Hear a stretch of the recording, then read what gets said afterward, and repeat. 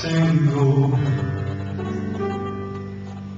quero te agradar com meu viver. O que penso e faço para ti,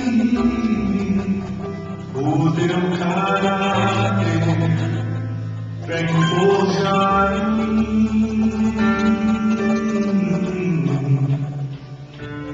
O bem que é meu dever fazer e não consigo,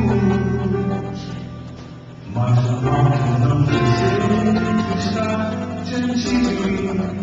Derrama sobre mim uma chuva de santidade.